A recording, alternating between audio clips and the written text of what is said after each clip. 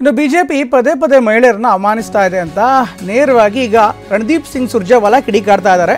ಬೆಳಗಾವಿಯಲ್ಲಿ ಮಾತನಾಡಿದಂಥ ಸುರ್ಜೇವಾಲಾ ಬಿಜೆಪಿ ಪದೇ ಪದೇ ಮಹಿಳೆಯರನ್ನ ಅವಮಾನ ಮಾಡ್ತಾ ಇದೆ, ಬಿಜೆಪಿಯ ನಡೆ ಮತ್ತು ನುಡಿಯೇ ಮಹಿಳಾ ವಿರೋಧಿ ಅಂತ ನೇರವಾಗಿ ಈಗ ಸುರ್ಜೇವಾಲಾ ಆರೋಪವನ್ನ ಮಾಡ್ತಿದ್ದಾರೆ.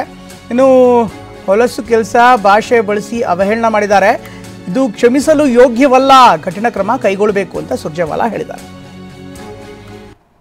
आज हालांकि मौका नहीं है, पर मैं ये जरूर कहना चाहूंगा, भाजपा ने बार बार इस देश की नारी का अपमान किया है। भाजपा का चाल चेहरा चरित्र ही नारी विरोधी, युवा विरोधी, किसान विरोधी, दलित, आदिवासी और पिछड़ा विरोधी है।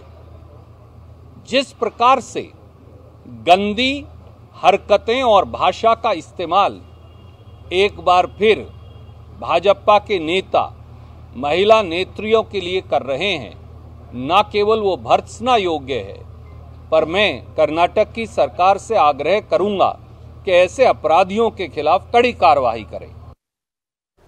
ಇನ್ನು ಸಚಿವ ಎಂ ಬಿ ಪಾಟೀಲ್ ಕೂಡ ಸಿಟಿ ರವಿ ವಿರುದ್ಧ ಸಿಟ್ಟಾಗಿದ್ದಾರೆ. ಯಾವ ಹೆಣ್ಮಕ್ಳು ಸಹ ಆ ಪದವನ್ನು ಸೃಷ್ಟಿ ಮಾಡಿ ಹೇಳೋದಕ್ಕೆ ಆಗಲ್ಲ ಅಂತ ಸಿಟಿ ರವಿ ವಿರುದ್ಧ ಕಿಡಿಕಾರ್ತಾ ಬೆಂಗಳೂರಿನಲ್ಲಿ ಹೇಳಿಕೆ ಕೊಟ್ಟರು. ಯಾರು ಒಬ್ಬರು ಹೆಣ್ಮಗಳು ಇವತ್ತು ಏನು ಬಿಜೆಪಿಯವರು ದೇಶಭಕ್ತಿ ಬಗ್ಗೆ, ನಮ್ಮ ದೇಶದ ಸಂಸ್ಕೃತಿ ಬಗ್ಗೆ, ಇತಿಹಾಸ ಬಗ್ಗೆ ಎಲ್ಲವನ್ನ ಮಾತನಾಡ್ತಾರೆ. ಈ ಒಂದು ಪದ ಏನು ಪ್ರಯೋಗ ಮಾಡಿದ್ದಾರೆ ಸಿ ಟಿ ರವಿಯವರು, ಆ ಪದ ಬಹುಶಃ ಯಾವ ಹೆಣ್ಮಗಳು ಕೂಡ ಇವತ್ತಿನ ದಿವಸ ಅವರು ಸೃಷ್ಟಿ ಮಾಡ್ಕೊಂಡು ಹೇಳುವಂಥ ಪದ ಅಲ್ಲ ಅದು. ನನಗೆ ಹಿಂಗೆ ಅಂದಿದ್ದಾರೆ ಅಂತ ಯಾವ ಹೆಣ್ಮಗಳು ಕೂಡ ಅನ್ನಲಿಕ್ಕೆ ಸಾಧ್ಯ ಇಲ್ಲ. ಸೃಷ್ಟಿ ಮಾಡ್ಕೊಂಡು ಯಾರಾದರೂ ನನಗೆ ಹಿಂಗೆ ಅಂದಿದ್ದಾರೆ, ಆ ಪದ ಅಂದಿದ್ದಾರೆ ಅಂತ ಯಾರಾದರೂ ಹೇಳಕ್ಕೆ ಸಾಧ್ಯ ಇದೆಯಾ? ಆ ಪದ ಬಳಸಿರುವಂಥದ್ದು ಭಾಳ ಅದು ಇವತ್ತು ಯಾವುದೇ ಹೆಣ್ಮಗಳಿಗೆ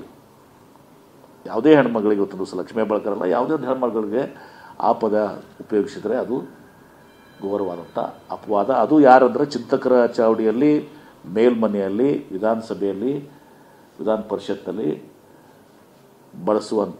ಬಳಸಿದಂಥ ಅದು ಭಾಳ ದೊಡ್ಡ ಅಪರಾಧ, ಭಾಳ ಕೆಟ್ಟ ಸಂಸ್ಕೃತಿ. ಅದು ಪ್ರವೋಕ್ ಮಾಡಿದಾರಂತೂ ತಿಳ್ಕೊಳ್ಳಿ.